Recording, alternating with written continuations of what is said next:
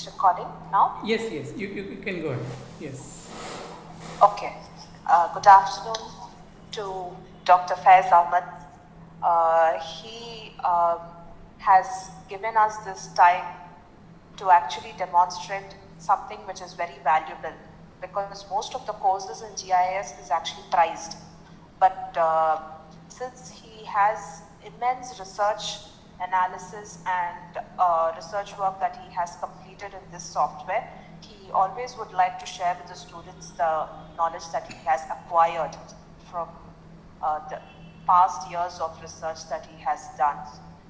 His research on volumetric analysis during his PhD is supposed to be something very rare and also unique type of research that was done in this country. So, especially for the city of Chennai. So I would like the students to make use of this workshop and acquire the knowledge that they can get from the software, as well as the know-how that he can share. Because if you see, the techniques and knickknacks of software cannot be shared, it can only be acquired.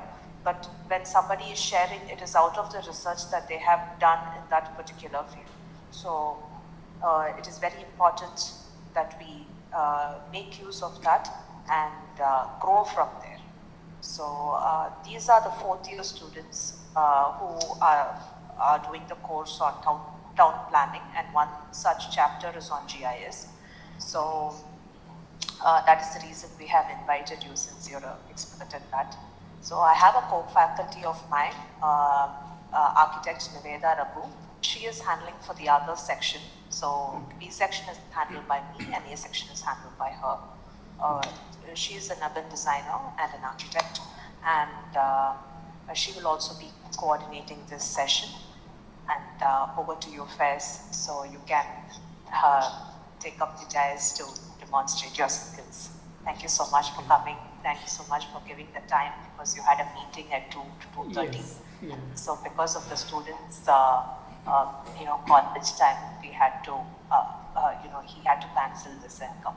So thank you so much, and over to you. Yeah. First of all, thank you, Vaidegi, for inviting me. And it is always a new platform, because every time we present, we have to know who is the audience and whether we are able to convey what we are trying to say. Okay, so it's every time a challenge only. Though this the presentation I may have been presenting time and again, but still it is a challenge only to convey the idea what I'm trying to say.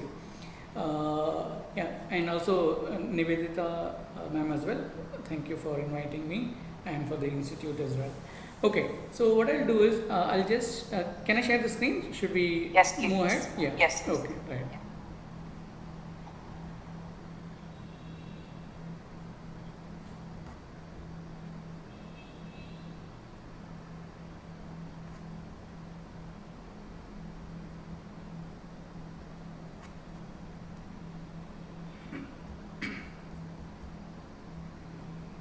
Okay, I hope the screen is visible so that we can proceed. Yes, sir, it's visible. Yeah, thank you. Okay, so the topic for the discussion I've taken is the applications of primarily GIS. Maybe, this is going to be the fourth year BArch student, so that means I know very well that GIS is not part, and discussing what is 2D GIS, what is 3D GIS may be slightly difficult. So let's say primarily my discussion will be focused on applications of GIS in urban studies. Okay, so I have divided the presentation in two parts. Okay, the first part we will discuss a little bit on what is GIS. Okay, so that we have some understanding on what is the tool that we are talking about, how simple or how complex it is, and what is the data structure required, and where it is used, in which field it is used, and so on and so forth. Okay, so primarily this is more like giving an introduction to what is GIS and what are the components of GIS, and so on and so forth.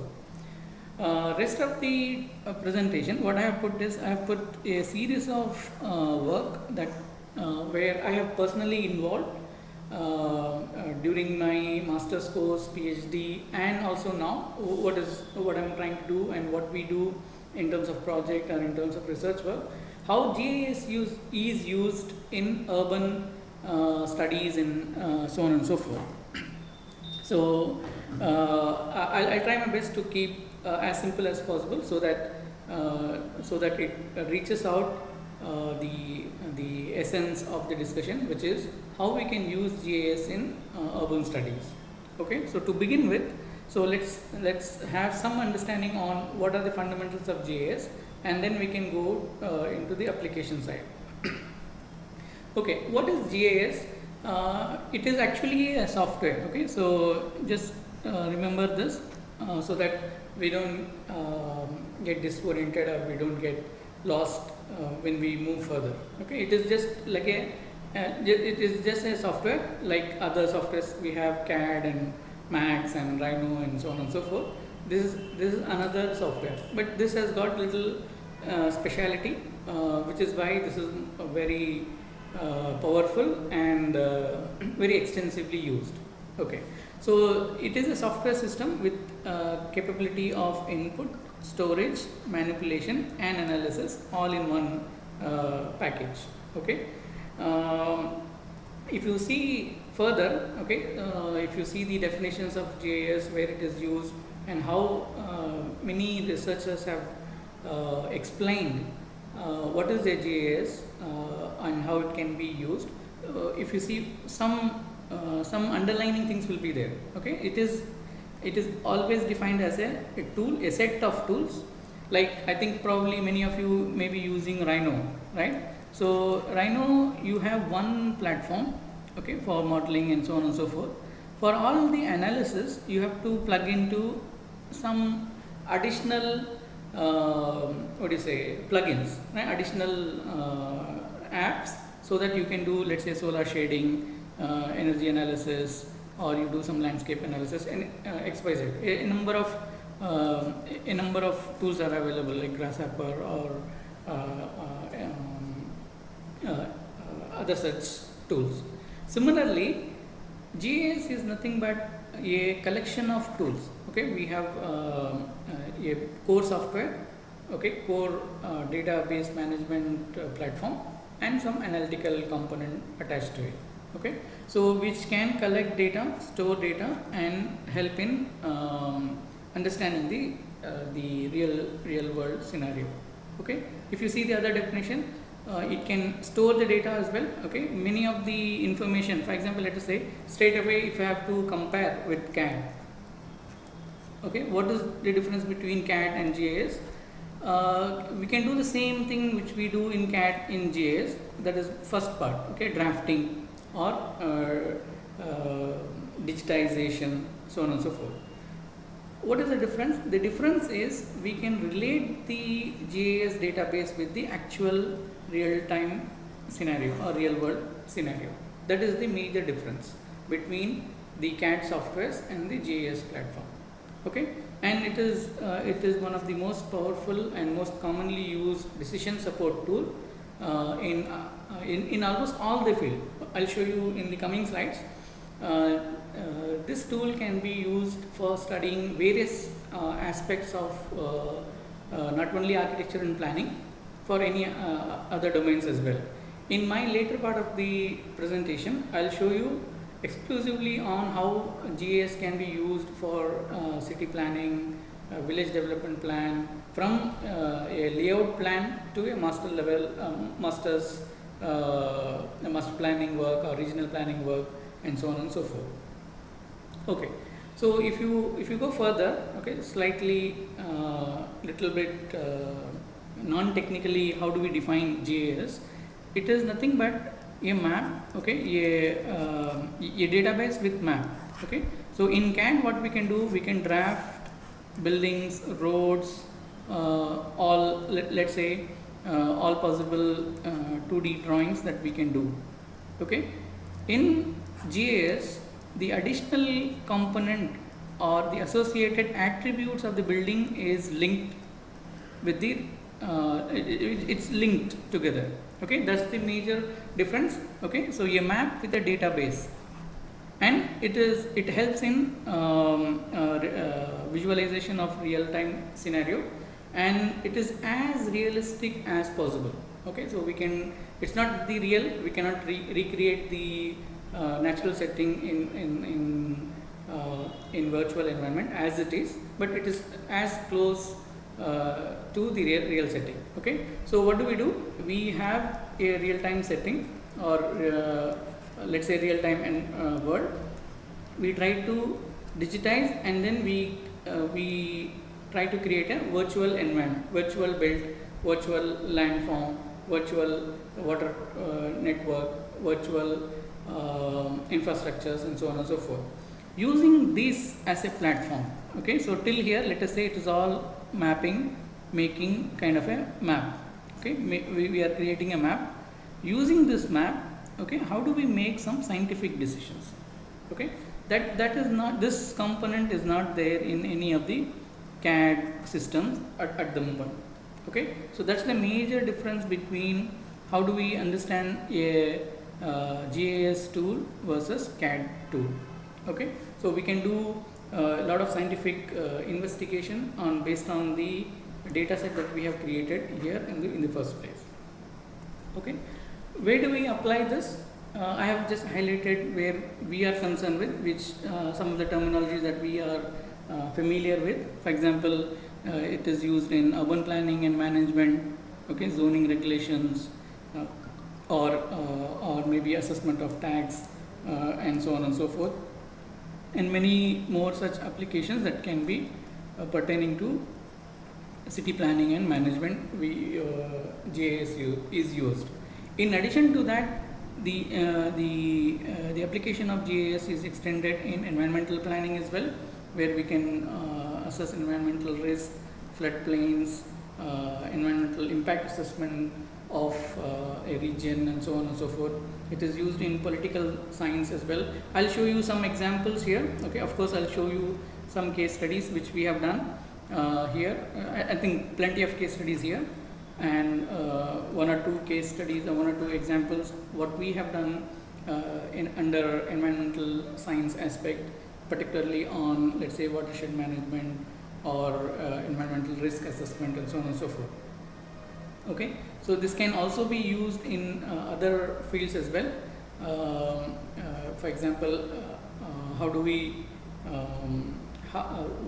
which part of the country votes per home, all that sort of analysis can also be done. Apart from that, utility analysis, for example, let's say infrastructure related stuffs, all that can also be done. Okay, particularly, let's say, for example, from business perspective, this is pertaining to our domain. Let's say site selection, how do we identify which area is appropriate for construction of hotels, or having a XYZ facilities, and so on and so forth. Okay, so the list is endless. Okay, the application of GIS can be is applied anywhere and everywhere. Fine. So basically, what do we have in hand? What kind of application it does? If I have to summarize what I have been saying so far, GIS can help in managing the data, analyzing the data, and help in decision making. Okay, so we have something called data component, we have something called analyzing component, and which is more like, this is more like a presentation component. Okay, how do we communicate the results that we have? Okay, for example, let us say if I relate this with any of the research questions. Okay, we ask certain questions, and in order to answer those questions, we try to generate some data, right? And then we try to use some tools for analyzing this data. Okay, so we use, let's say, Excel based some summation or average or something. Okay, so we use some statistical tool for analyzing the data, and then we try to present the data set, right? So all these three can be done is part and parcel of GIS. Okay, where we can do the management of data, analyze the data, and present the data as well. Okay, so the primary component is the integration of data in a spatial terms. What do you mean by that? For example, let us say I was saying we have buildings. Okay, we can do this kind of model in CAD or in GIS and so on and so forth. But what is the difference? I said this can be related to real time or real world situation. Okay, so a specific lat long information is assigned to this building. We can define what is the immediate environment of this particular building.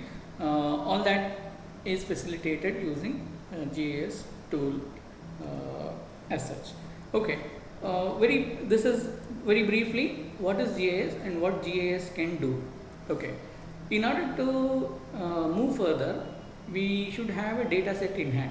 Okay, so we know GIS can help in mapping or digitization, let's say.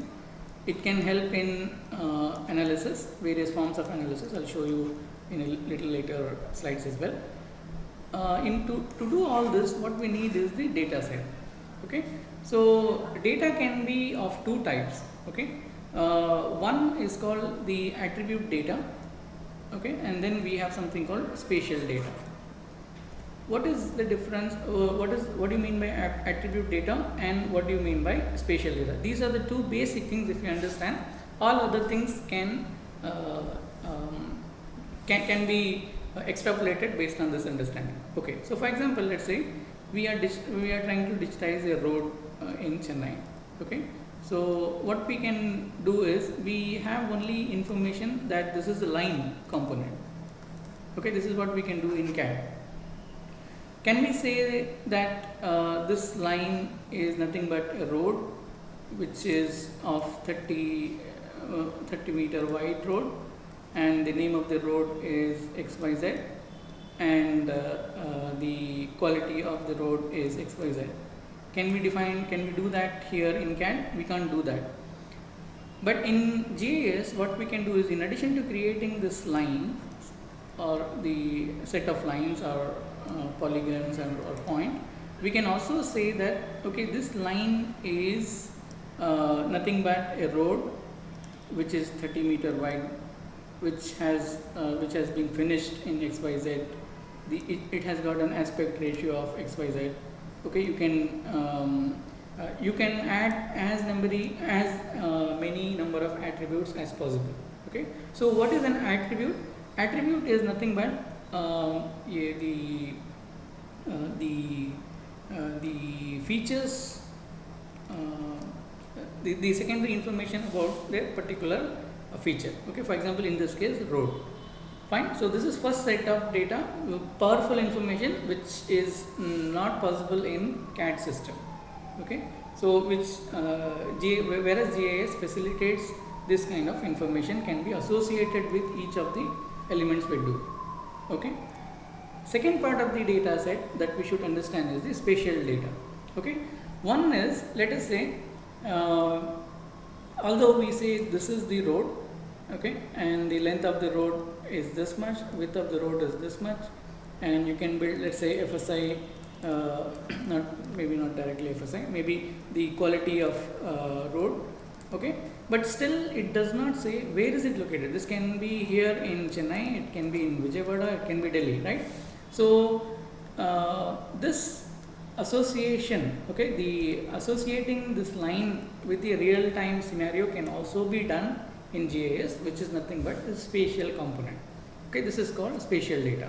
So in addition to saying all the properties, all the attribute properties that we discussed here, we can also say that the lat long of this road is so and so. Okay, so which can precisely locate in the real world scenario. Okay, so we have two set of data with us. One is the attribute data, which talks about the qualitative aspects of a line, point, or building footprint, and so on and so forth. The second component is where is it located? Okay, how is it located?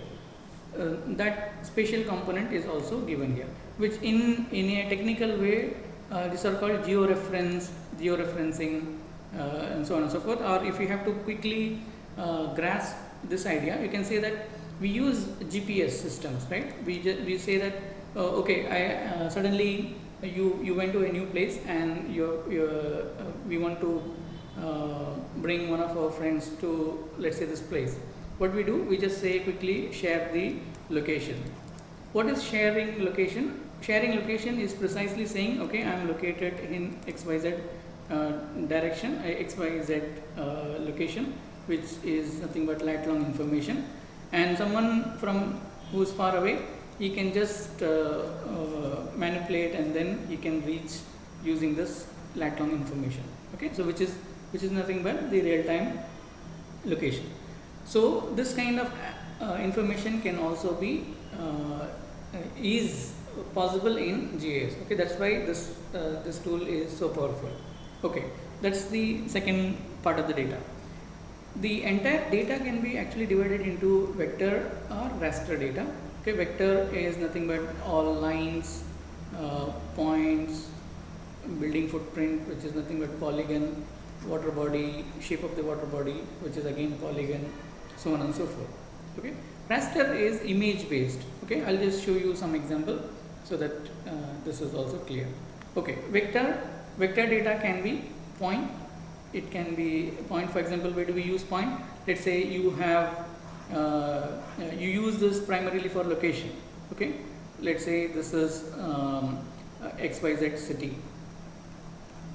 We use point data, or we use point data to say, okay, these are street lights, or we use point to indicate these are trees. Okay, so we can use point data to demonstrate information on which is related to point. Line information, for example, roads, or it can be boundary line, and so on and so forth. Polygon, okay, any feature, for example, building footprint or plot, all that is measured in the or drawn in using the polygons. Okay, these are vector based data which we actually do in CAD as well. Okay, so all that what you can do in CAD, this can also be done in GIS. What is raster information is, see, there are two types of there are two things in GIS. One is GIS itself.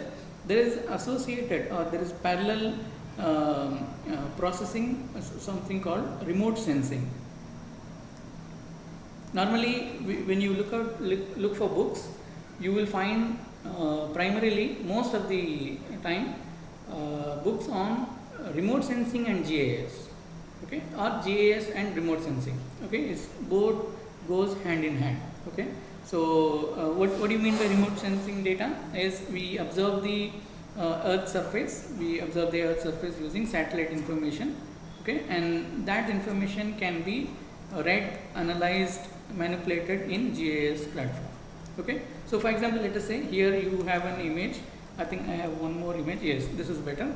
For example, let us say this is real world situation. Okay, let's say we have some let's say mobile towers. Okay, indicating these are mobile towers, these are houses, and let's say these are a river. Okay, in vector in GIS, how GIS reads in terms of vector data is point.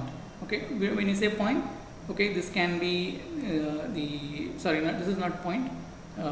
Let's say this is a polygon. Okay, which is nothing but the building. Okay, we have line information, which is nothing but the rivers.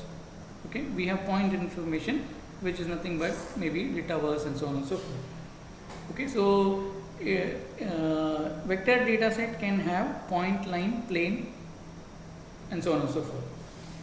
Whereas the same data, okay, let's say if we take in satellite image, and let's say we have Google Maps, right? We take Google screen. Many of the times, if we ask, kindly show the location map of the site, what do? We go to Google Earth and take a snap, and then say that the site is located here, right? How do we get this image? Okay, who has created this image? Okay, so do we have is it a vector data or raster data? Actually, it is a raster data because it is an image. This is an image, satellite image taken, satellite imagery taken at a far distance. Okay, so if how this data is represented in the images, okay, it works on the pixels. Okay, I think I'll not go into details. Just say that this is river. Okay, the same river that we have drawn in the vector form. Okay, so this is river in vector, and this is river in raster. Okay, it works on the pixels. Okay, so it is no longer a point, it is actually a pixel or a combination of pixels. Okay, so these are the broad broad overview of what is GIS. Okay, and how GIS data works, what are its components. Okay, why is it so powerful? Because it relates to geographical information. Okay, we can do a lot of analysis, thematic analysis. I'll show you some examples on that as well. It can help we can do large set of data. For example, let's say we can analyze for the entire country. Okay, we can analyze for the entire Chennai city, or okay, it can handle any quantum of data as such. Okay, and it is widely used, and it can be applied in almost all the domains possible. Okay, so this is in brief what we can do with GIS. There are certain limitations as well, because some limitations can be attributed to the availability of data, because not all the data is freely available. For example, let's say if I ask you to generate 3D map of Chennai city, we need data for that, right? If I ask you generate 2D data set, I think you will be able to generate very quickly, because some of the data set is freely available. You can go to Google and or you can go to Bhuvan and so on and so forth. We can download 2D drawings. Okay, and then we can further improvise that and so on and so forth.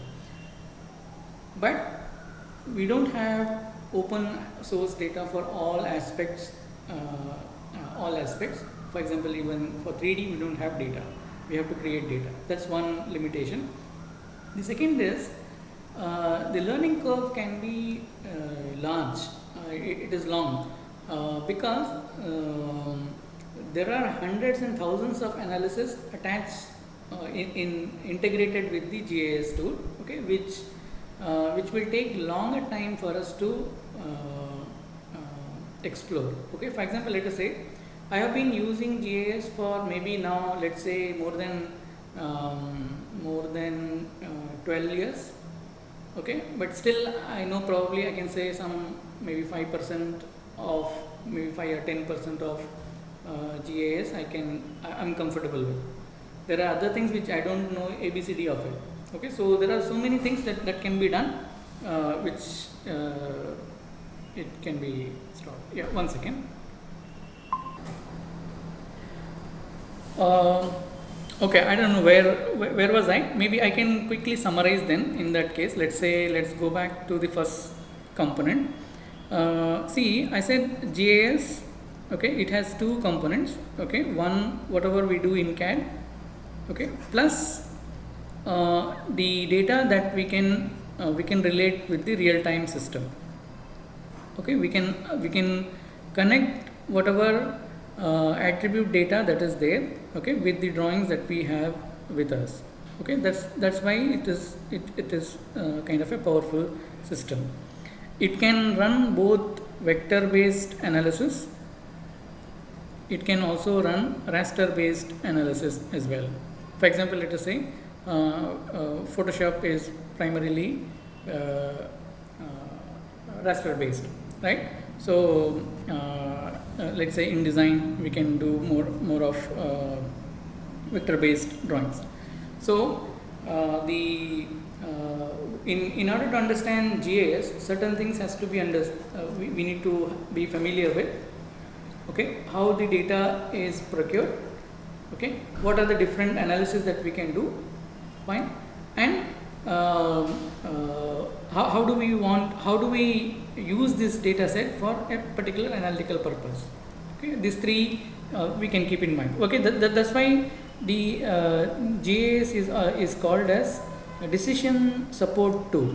Okay, it helps in making decisions. Okay, so this is what I wanted to convey in the first part of the discussion, where what is GIS and how GIS can be used. Okay, I hope I am audible now and the screens are visible, so that we can proceed with the further discussions.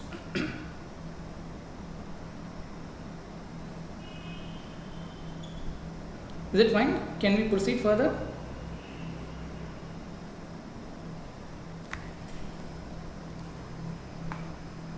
Okay, that was the first part, just to give you an overview of what is GIS. Okay, most interesting part, but we are actually interested in. Okay, I can learn GIS, but how do we apply it? Okay, so maybe if we know more of what we can do with it, okay, so the first part will be easier. Okay, so I will anyway learn GIS, let's say if I have to generate some results. So in the second part of the presentation, what I have put is only visuals, the results that we have generated using GIS.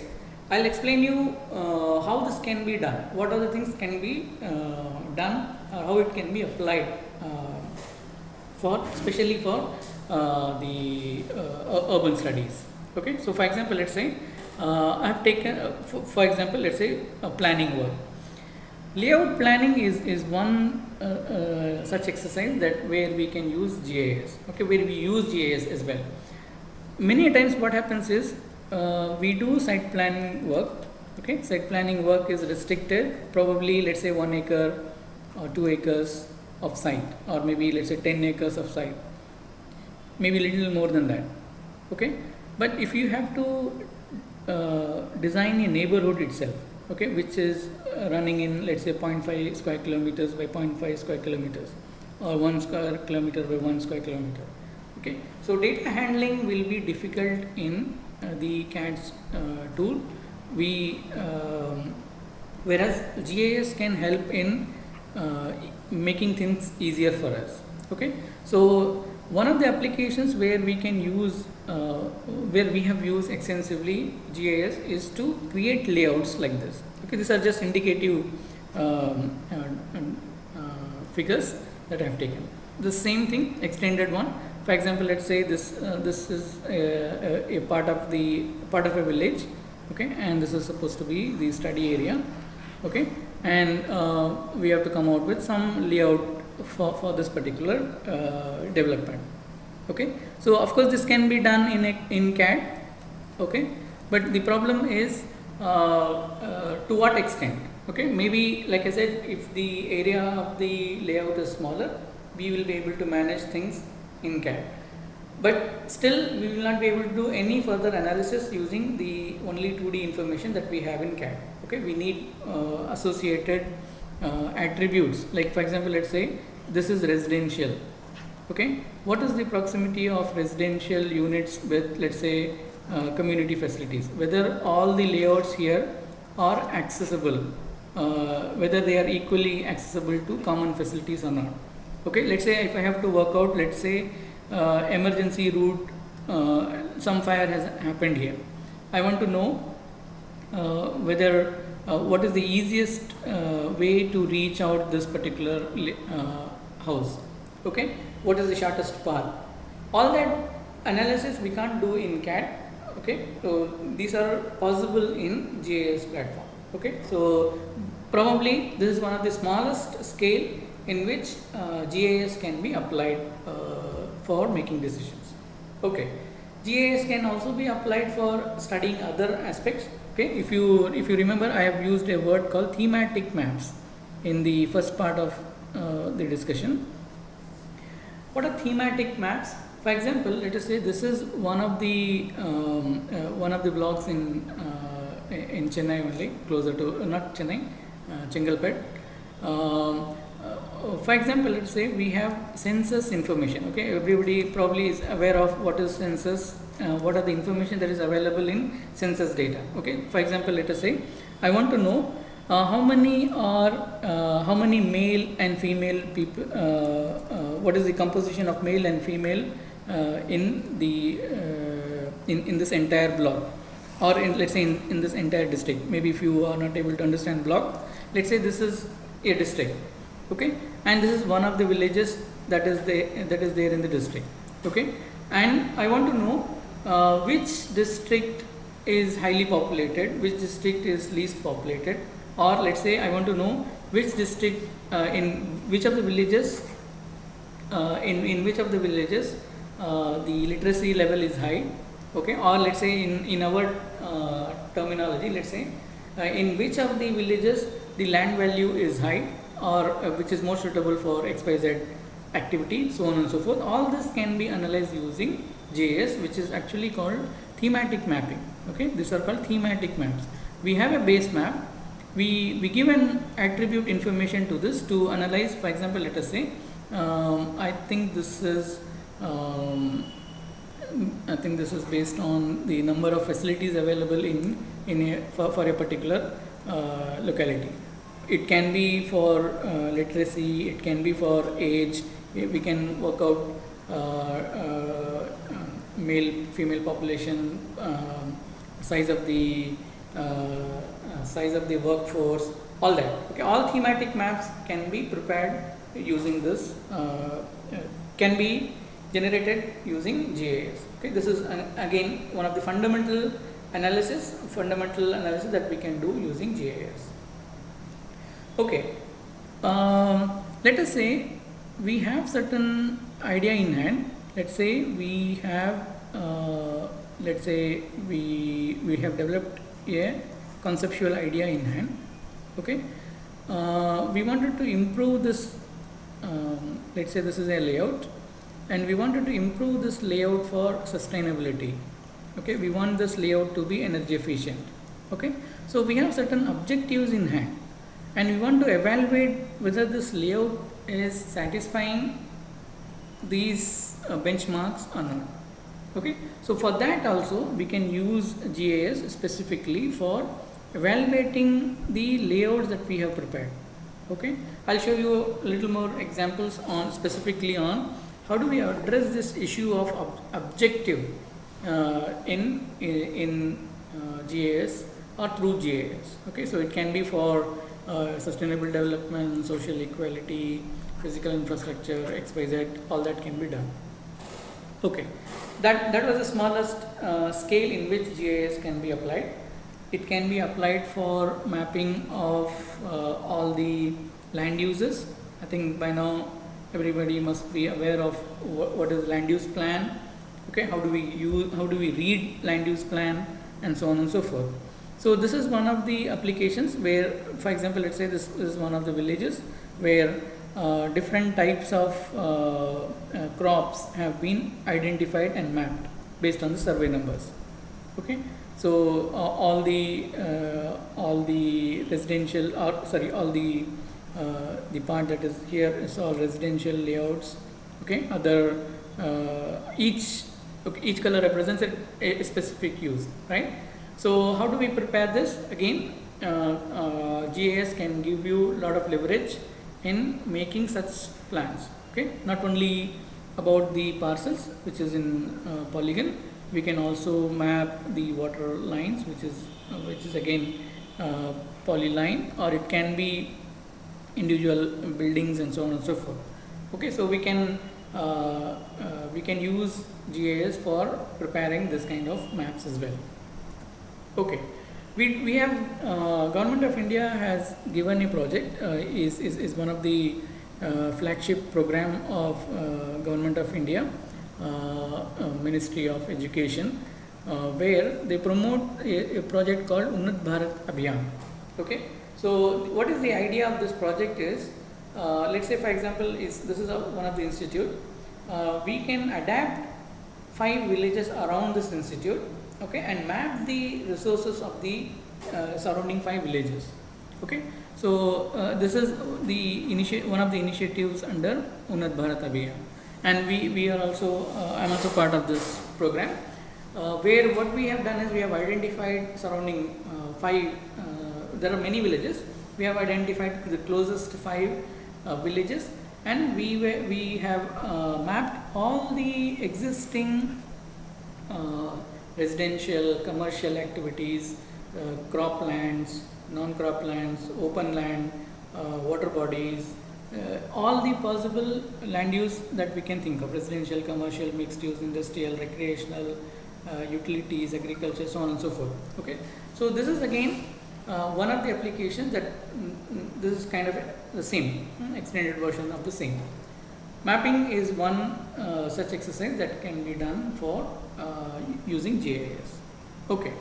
For example, can we is it only about broad mapping like I have shown here, or can we go and do something in specific? In fact, GIS can be used for plot level information, plot level analysis to something like this also. Okay, even bigger. I'll show you cases where we have done much bigger exercise than the villages. Okay, so for example, let's say if we can go to further details, we can. This is the existing residential hamlet. We can specifically pinpoint individual houses, map it, and then develop it. Develop specific interventions for that. I'll just give you one small idea here. We had around 20 students from University of Melbourne who came to SPA Vijayawada to study this. Okay, we have taken like I said, we have adapted some 5 villages, and we went to some of the villages. We went to 2 of the villages, in fact, and then we tried to map all the architectural characteristics, all how the build has been developed over a period of time. Okay, what is the cultural significance of the village, or historically how the village has been developed, so on and so forth, so that we can say in next 5 years or 10 years how the village can grow, what is the existing issue, and how it can be addressed. Okay, all this is possible using the tool. Can it be applied in other areas as well? This can be applied in urban areas as well. This is one of the mapping that was done during the master's program. So all built up can be mapped. Okay, so I think you can see this is more like a Google map, right? We can, once you extract Google map, or once you extract from OpenStreetMap, we are able to generate CAD drawings, right? It looks like that, but actually these are created ones. We can create maps like this. Why do we create? Of course, like for specific objective. Okay, maybe how the town can grow in next few years, or what is the existing issue and how it can be applied, how it can be improved, so on and so forth. Okay, all that mapping exercise can be done. So if you remember, in the first part I said mapping is one of the primary thing. Okay, so we need base. Okay, only based on this base that we create, further analysis can be done. Okay, so let's say so far here whatever I have shown, all these still we can still do it in CAD. Okay, it's not that difficult, but only thing is we will not have the associated properties that we talked about. Okay, for example, let's say I've shown 2 colors here. Okay, one is light green and this is darker green, but I don't know what is the property of this lighter green or darker green. I don't know what is the area of this, what is the area of this. Yeah, or what is the lat long associated with this, what is the lat long associated with this, what type of crop that can be cultivated here, what we can do here, what is the soil conditions here, what is the soil conditions here, all that is not there. Okay, but still these things can still be prepared in CAD. However, this is the base. Okay, once we create this base, after here we can do a lot of scientific analysis, for which that's why the GIS becomes very powerful and extensively used as well. Okay, this is just an indicative diagram, a map showing all the land uses for Mahabalipuram. Okay, this is at, let's say this is at a block level, maybe little larger than village level that is shown here. Similar analysis can be done at for, let's say, environmental related issues. In the first part of the discussion, I said GIS can be used for environmental planning or environmental impact assessment. This is one example, a direct example of how GIS can be used for environmental impact assessment. We can map which are deciduous forests, which are evergreen forests, which are barren lands, okay, which are cultivable lands. All that analysis can be done, and mapping can be extracted from here. Okay. For example, let's say how we can use this for identification of maybe areas for landslides, highly prone areas for maybe, let's say, whether these areas can be habitable or not habitable, and so on and so forth. One example which you can understand, or you'll be able to relate is, here I have shown only drainage pattern.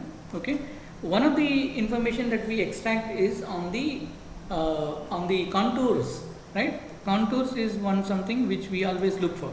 For example, if you are taking a site, we always ask, okay, generate a contour map for this. Okay, so contour is one of the outputs, one of the simple output that can be extracted using GIS. Okay, so I have just said these are still till here, let's say it's all mapping. This can be mapping can be extended to some analysis, like for example, let's say demarcating land, that these are not habitable or these are dangerous zone. Okay, precisely using certain logics and certain assessment. Okay, we can do that. Little extended version of that. Okay, so this is part of Mumbai. Okay, so here I'll explain you all the components that I have explained so far. Here you can see that we have mapped the residential areas. Okay, all the green areas that is there. Okay, what is it? All the major habitation or dense areas, which is part of the new Mumbai development, and so on and so forth. So all the land use related information is mapped here. Okay, and actually this is what we know is this as Mumbai or Navi Mumbai, but it is nothing but a combination of a number of villages, right? So this is superimposed on that. Okay, these are different villages forming as new or Navi Mumbai. Okay, so what we have done is, let's say mapping is one aspect we can do. I have been explaining it so far. What we can do, we can in fact do simple zoning exercise. We can say that these are areas which you cannot touch. Okay, this requires to be preserved, let's say based on the sensitivity and so on and so forth. Maybe we can say that first buffer we can use it for development and so on and so forth. Okay, maybe still it is a mapping exercise only, maybe more precise mapping. Now let us add some scientific component into the base layers. Okay, so see here again, let me summarize again. Let's say these are just mapping exercise. Mapping may be more accurate mapping. Okay, here I said one decision can be taken, let's say making a specific boundaries. Okay, and saying that you can't build here, these are dangerous zones, these are the highest contours. I'll also show you, for example, we did a study in Bangalore where we said which is the biking route available for one of the hills. Okay, we use GIS for that. I'll show you in the coming slides. Okay, so mapping plus, now let us add some scientific components into that. Okay, what is the scientific component? Let us say we just want to understand how let's say the NDVI, I have used the word NDVI, is called normalized difference in vegetation index. Okay, this is about how vegetation has shrunken or increased, okay, from 1997 to 2018. Okay, and this kind of information can be extracted using satellite data, okay, and which can, and GIS facilitates that kind of processing. Okay, so I think I was telling you about vector data and raster data. These are raster information. Okay, these are satellite images taken during 1970s, and this is a raster image taken during 2020. Okay, and we can using the technique available in the GIS platform, we will be able to identify how much green cover is available in 1970s, and how much green cover is available currently. Okay, I'm just giving you some example how this can be made more scientific. Okay, so this is about green part. The second part is on the blue part. Blue part is the water part. Whether water footprint of the Navi Mumbai or the study region has remained same, or it has increased or decreased. Okay, again we can use satellite image to capture, we can go back to 1970s, we have information, satellite information as old as 1970s, okay, which we can use. So we can go back and map how much of water is available in 1970s and how much is available now. Okay, and how we can manipulate or how we can plan for this, so on and so forth. That's one thing. Second thing, this is on vegetation, this is on water. We can do a similar study for temperature as well, land surface temperature. Has temperature increased over a period of time? Okay, has temperature increased from 1990s to current data? Okay, this kind of analysis also can be extracted. Okay, okay, so that was more of green, blue and temperature. Okay, so if you actually see the urban climate, or if you want to study on urban climate or understand how urban areas get affected by increasing temperatures, how what is UHI and how urban heat islands are created in the city, we can understand from certain parameters. Okay, one is what is the extent of green, blue in the city, what is the extent of greeneries in the city, what is the extent of blue in the city, because greens and blues are the ones which help in cooling down the city. Okay, so we use that in the buildings also, right? We create courtyards in the building and we say that this will help in regulating the temperatures within this building, or we say that we can have a small water pond, okay, that will help in increasing the humidity level or maintaining the microclimate in the building. Similar thing is studied and done at a macro scale also, where forest covers or dedicated green areas, water bodies can help in regulating the temperatures of the city. Okay, so this can be studied here in GIS. This is one such example what we have done for Mumbai case. We have superimposed topography on that. We have superimposed how people are living across the city, which is dense area, which is less dense area, and so on and so forth. And also we have superimposed informations on building footprint and also the wind directions. Okay, all this put together, we using GIS as a platform, we'll be able to generate two maps called thermal load maps and dynamic potential maps. Thermal load maps are nothing but which will help in which will tell us which part of the city is hotter, okay, which part of the city is relatively cool, and so on and so forth. And dynamic potential maps are nothing but that maps that helps in identifying areas within the city which is cool or cooler, okay, naturally, because of the presence of water body or vegetation or wind conditions. Okay, so in this layer, this is actually a superimposition of uh, uh, vegetation, water and wind.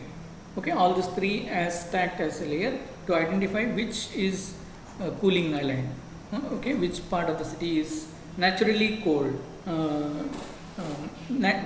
which has got a potential for natural cooling. Okay, so this is the opposite of it. So this information put together will help in identification of which will help in planning in a better way, right?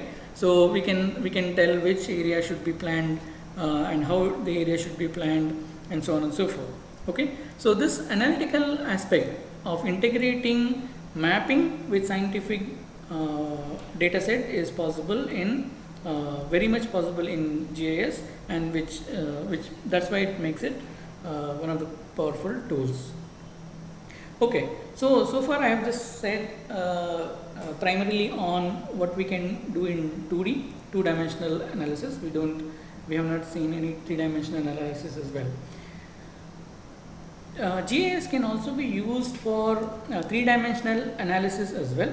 Okay, for example, I'll just quickly run through some of it, and then I'll also show my doctoral research work also, which was on how do we use 3D for decision making. Okay, for example, let's say since you are in 4th year, if we give a design problem and we say that okay, develop a concept, what do? We quickly sketch. Okay, I think I want the building like this, I want some openings here, I want to create some water bodies here and greeneries here, and this is the profile of conceptual idea for massing that I do it. Okay, so we actually think in 3 dimension, right? So it is easier to understand things in 3 dimension rather than in 2D. Okay, so which means GIS also facilitates that simplification. Okay, we can use GIS for making 3-dimensional modeling. Okay, so that it is easy for us to conceptualize things. Okay, I'll just show you some example. Primarily the analysis, the 3D city models are used for visualization. One such visualization is, I think we all are aware, that is on the navigation. Okay, we use this Google Map, Google Navigator 2D, 3D for moving from one place to other, right?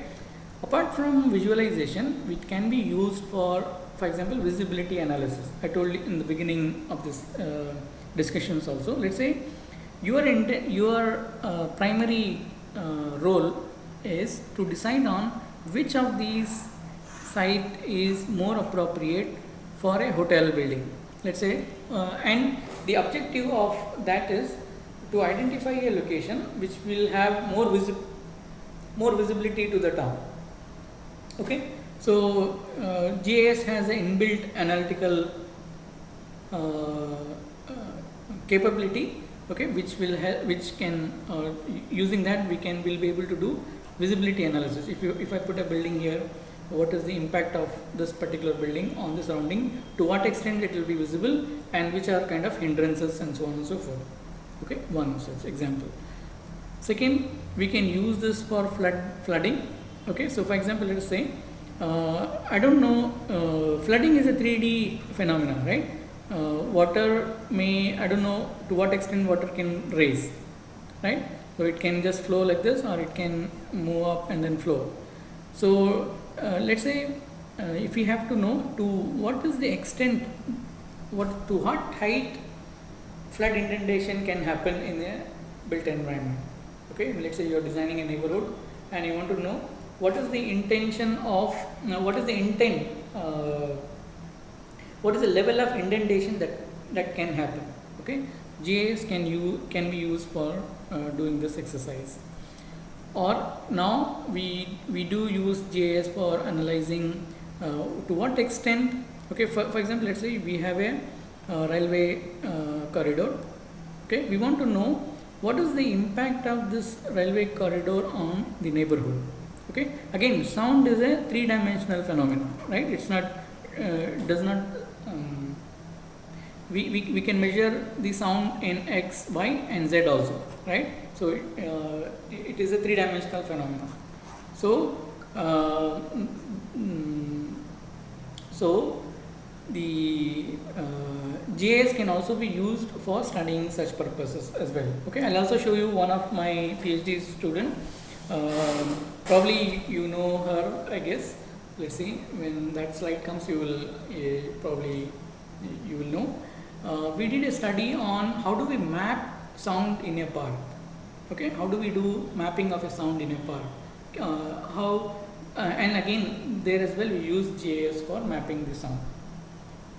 We can do more specific. For example, let's say how much solar radiation that we receive on the wall, on the roof, and probably if you are designing windows and so on and so forth, we'll be able to precisely model how much daylight we will get, how much glare we will get. All that kind of assessment can be done using GIS as well.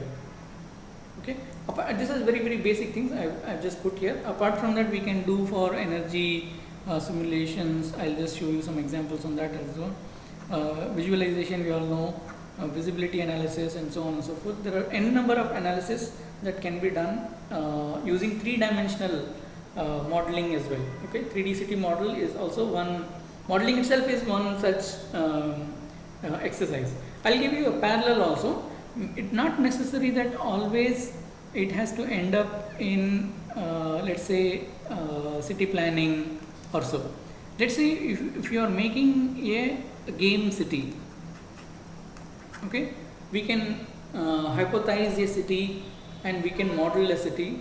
Okay, and let's say you are making a city for gaming. Okay, we can model it, we can do all sort of things in GIS as well.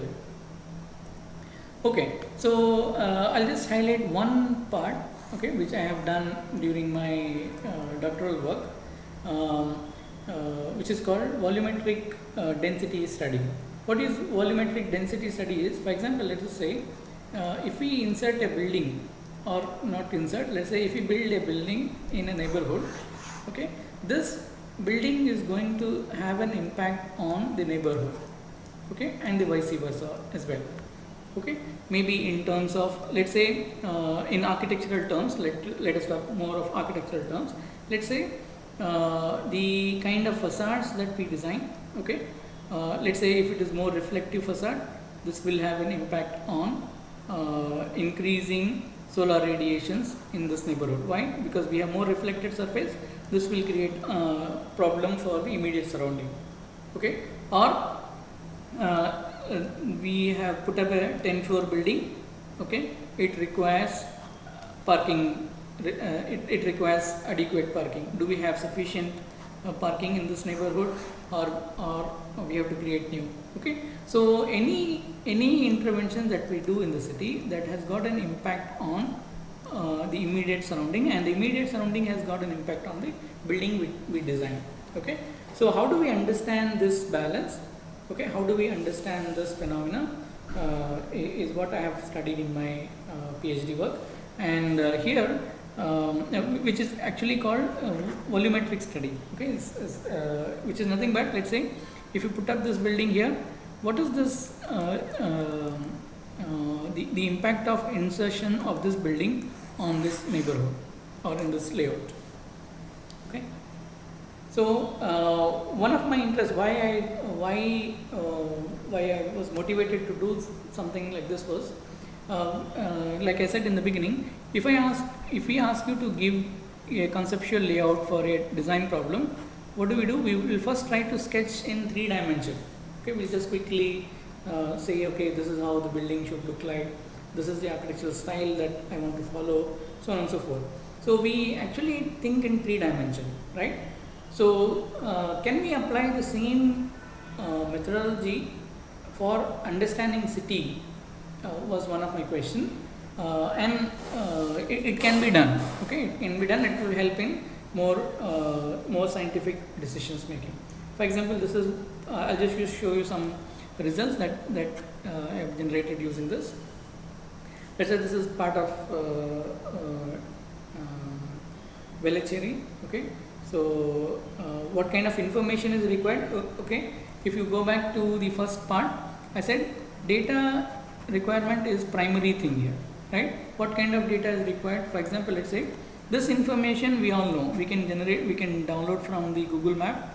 We'll be able to trace out buildings and so on and so forth. In addition to that, we should know, let's say, zoning regulations. What is the FSI allowed here?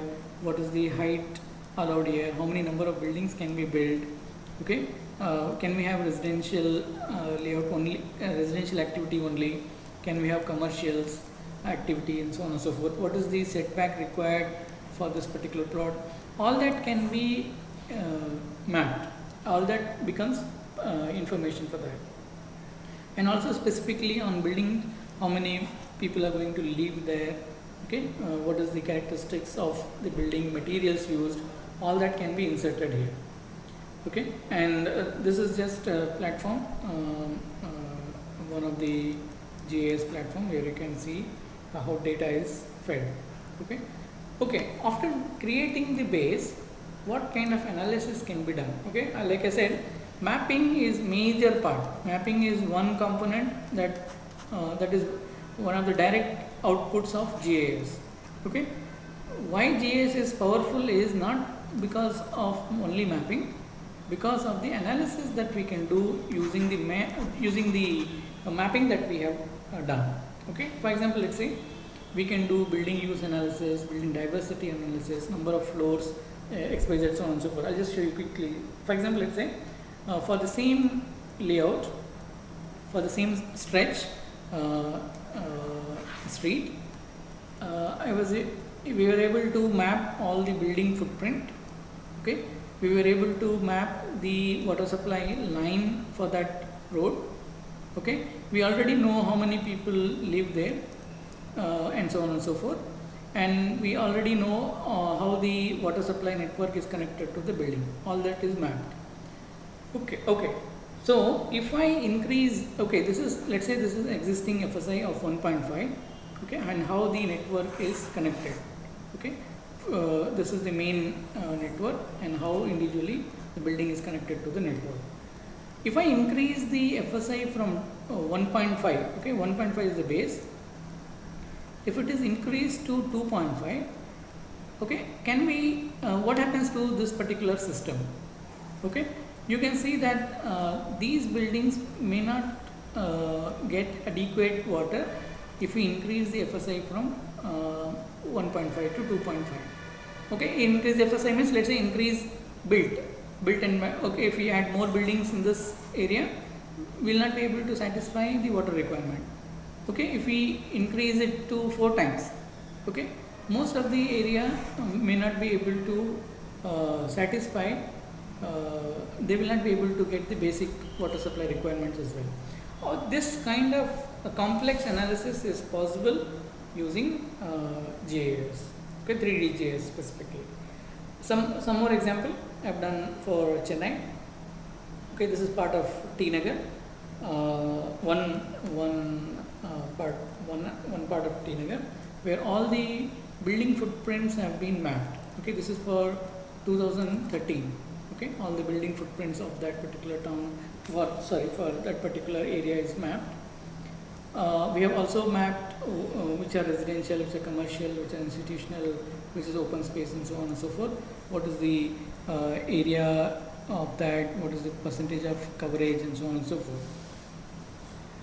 Okay, we have generated 3D volume for that particular layout. Okay, how is it existing as per 2013 case? How much is the residential, commercial, and so on and so forth? What is the total built volume that is there in the layout? Similar analysis was done. We were just trying to understand how the water supply network is getting affected because of increasing or decreasing number of houses within this layout. Okay, so this is again three-dimensional. Floor wise we were able to map. Floor wise we were able to quantify how much water is required for this particular floor, and so on and so forth for the entire layout here. Okay, which is close to 1000 buildings, 920 odd buildings, different number of floors. Okay, all that we were able to do that. Okay, so when we increased, let's say, when we did an assessment, you can see that only the area which is highlighted here were receiving adequate water facility. Adequate water was supplied only to the areas which is here. Okay, all the red that you see are the areas where we don't have sufficient water supply given. Why? Because of the network that is available. Okay, these are not designed for this kind of density. Okay, that was evident from it. I'll give you example of this. Probably this will be much easier to understand. Based on the 2013 data, okay, we all know, I think you all must be knowing that in Chennai we can build three types of building. One is called ordinary building, special building, or multi-storied building. Ordinary building is where you it's ground plus one structure. Okay, and it has certain characteristics. Special building is stilt plus three structures. Okay, and anything more than three or ground plus four structures, these are called multi-storied building.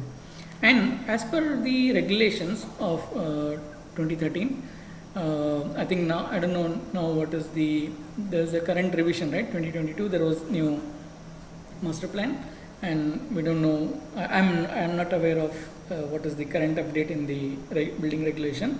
Otherwise, based on 2013 information, you can build ordinary buildings in these plots. Okay, that is marked as yellow, you can see in the screen.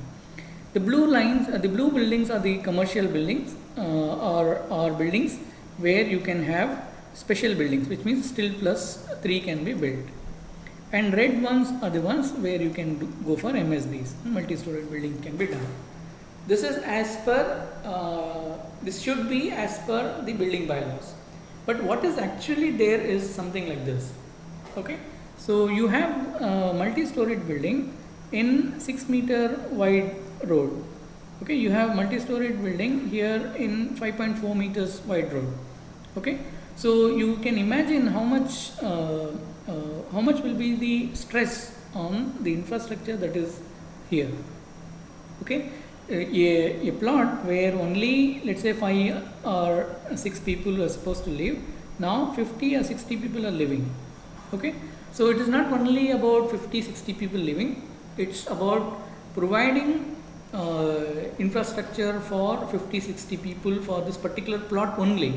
Okay, and then you just multiply this with 900 odd buildings in this particular study area. Okay, so there is this kind of complex understanding of city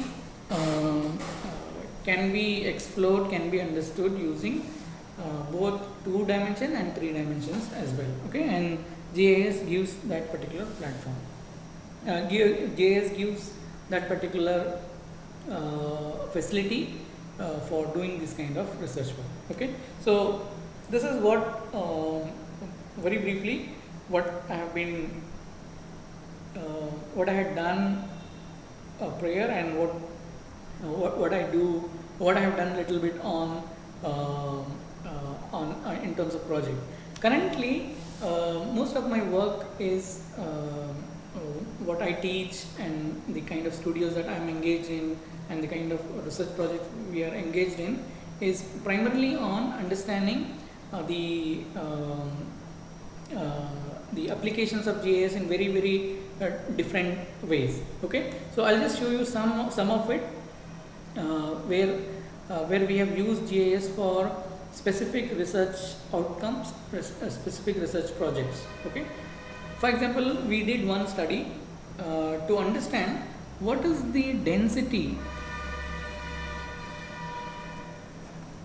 Okay, what is the built up density or population, not built up density, this is population density and number of COVID cases.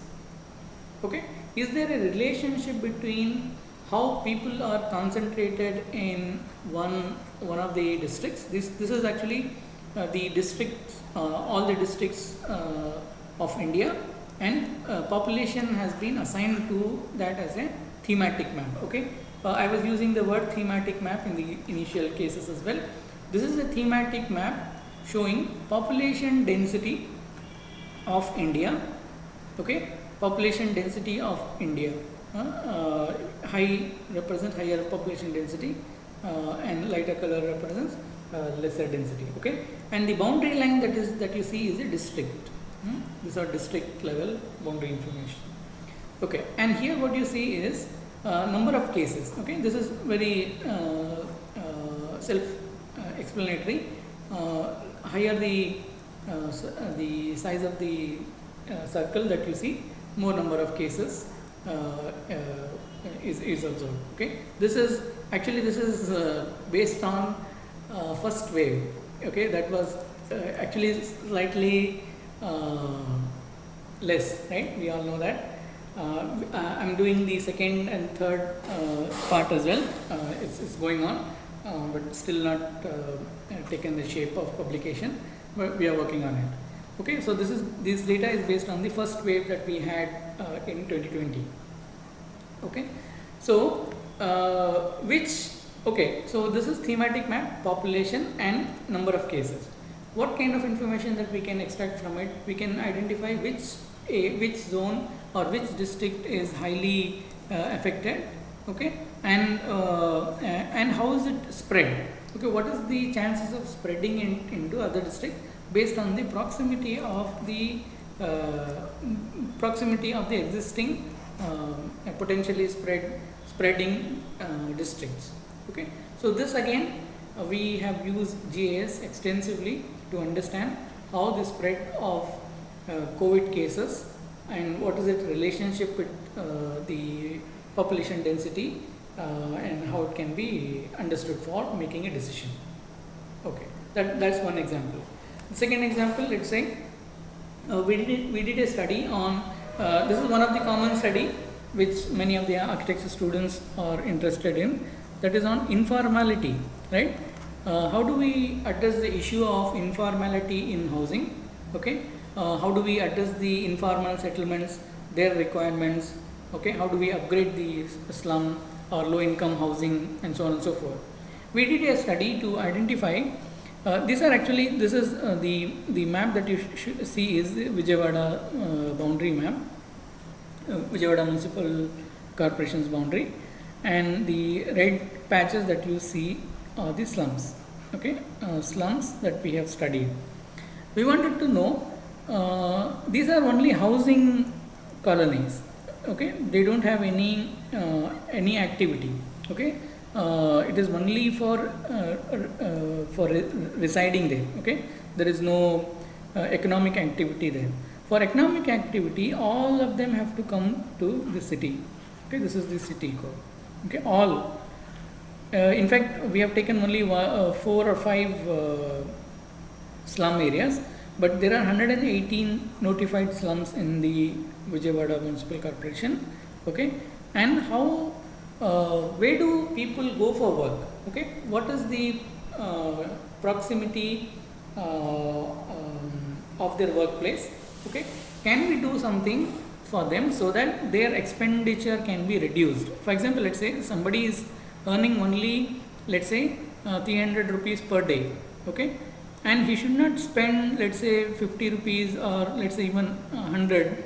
100 is too much, right? 1/3 if he or she is spending only on travel. Okay, it doesn't make any sense. Okay, so can we understand this fabric? How where are the housing? I think one of the concept of housing that you probably must have read is on what is it? Economic activity and living conditions. Not living conditions. The relationship between the economic activity in the city and where the people are habitated. Okay, this relationship has to be explored. Okay, workplace folk. I think this is the correct word. I guess workplace folk theory. Okay, this you must have read. There should always be a connection between all these three. Okay, if there is a, let's say work is far away, it's not healthy for a settlement. Okay, so that kind of analysis can also be done. We have done some study on that. Again, GIS was used as one of the primary tool. We did similar study. For example, let's say I also talked about when we design buildings, we put up water bodies, or we put up courtyard, saying that this will help in regulating the microclimate of buildings. Okay, can we do that for a neighborhood scale? Of course, we can do that for neighborhood scale as well. We did a study in Dubai where they had a planned park. Okay, they had dedicated park for a upcoming layout, and we wanted to check whether the park that is designed will actually help the entire neighborhood in terms of cooling or in terms of natural ventilation, so on and so forth. Okay, so again here we used vegetation, mapping of vegetation, mapping of water content, mapping of surface temperature, and how all these three can be used for making decisions. We did a similar study in Amravati case as well. It's no longer the city now. This is Vijayawada, and I think you all must be aware there was one proposal for new capital city for Andhra Pradesh. Okay, this was the actually proposed city where Norman Foster was also involved in development of this layout. Okay, so in this case, what we wanted to do is they had already prepared a master plan explaining where is residential sector, where is commercial, where is institutional, all that. What we wanted to check was they also had a plan for greeneries. Okay, they wanted to have a long water canals. Okay, you can see the scale. This is 8 meters. Okay, so this is 8 meters. So probably this is 16 meters length. Sorry, 16 kilometers. 8 kilometers. So this length is almost 16 kilometers. Okay, so they wanted to have water bodies all along. They wanted to create some kind of green buffers all along, and here and there they wanted to create two types of greeneries. Okay, you can see green active, green passive. Okay, so all that they had already envisaged. So what we did was we took this proposal, okay, and then evaluated the size of these green spaces, orientation of the water bodies. Okay, whether these are size and shape and layout will help the city in regulating the climate. Okay, so again we have used extensively GIS for this particular purpose. Okay, for example, let's say we have found that canals with greeneries are much beneficial, and it can have an impact up to 5 to 10 meters of depth. All that is possible. This will help in finer urban design development. Okay, all that sort of analysis can be done using GIS. Okay, I was referring to contour lines. We did a study in Bangalore.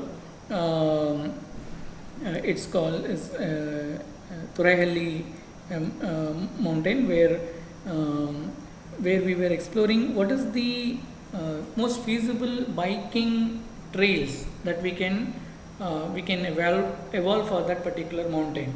Okay, so here again one of the primary requirement was the contours of that particular mountain or that area, and then there are certain guidelines for developing the trails. Okay, there are different trails. black trail, blue trail, green trail, means depending on the severity, depending on the complexity of trails, or it is, let's say for example, it is an easy ride. Okay, there will not be much complication. You can start from here, end here. Okay, this is let's say green trails. Okay, you have blue trails. This is slightly complex. Okay, probably this requires little more effort to go through this particular route. Or you have black trail, which is most complex. Okay, trails where you need more stamina and more energy and other things to manipulate this particular trail. Okay, again we use GIS for this particular exercise for identification of possible routes for preparing it. Okay, I was referring to one of my PhD scholar where what we did was we were trying to map how sound is perceived in this particular park. Okay, so like I said, sound is a three-dimensional phenomena, right? It is not one-dimensional. Okay, we can't if this is the origin of sound, it does not travel in only one direction. It travels in all directions. Okay, so sound mapping was one of the exercise that we use GIS for studying this, but for this applications as well. One of the study was in Chennai also, and these are some of the studies that is done in Vijayawada, and one was in Delhi. Okay. Recently we did a project in Bangalore. This is Bangalore, the city limit. Okay, so similar study was done to identify which are hot spots in the Bangalore city. Okay, and how green and blue can be enhanced so that the microclimate of the city can be regulated. Okay, we did a study in Chennai also for Chennai floods. Okay, this was based on 2015 flooding. We were able to identify what is the extent of inundation that has occurred and so on and so forth. One surprising thing was we were able to take out map of 1970s, and we were able to map you can see the darker blue line that you see here. Okay, and this is the existing one. Actually, if you go back to 1970s map, okay, the boundary of this particular water body is actually this. Okay, which we are calling it as inundated area. Okay, actually this is water body. I have written here. You can see. I don't know whether it is visible for you. Missing water body. Okay, the dark color that you see is was the extent of water body that was there in 1970s. Okay, what is available now is this, and when you compare with this indentation area, this area has got indented. Water has reached till this area, and we say that okay, we are not planned well, we don't have infrastructure in place, all that. Actually, we have encroached water bodies, and how can we expect that water do not reach this area? Okay, so if you actually, we did a calculations also in 1970s, between 1970 and 2015, when the data was analyzed, from 250 square kilometer of water body, in 2000 it has reduced to 50 or 56 square kilometers of water body in 2015. Okay, so we had a huge land across the city, okay, which is mounting to 250 square kilometers of land as water body, but in 2015 it has reduced to 1/5. Okay, only 1/5. Okay. And this reduction is also is one of the major reason why we have severe impact of flooding in the city. Okay, this is what we have done currently. What we are doing and what I am doing is relating more on how do we understand this urban climate phenomena uh, with the city. Okay, we normally talk about urban heat island. Okay, how do we understand? How do we identify the hotspots in the city? What we can do in the cityscape so that the microclimate here is improved, so on and so forth.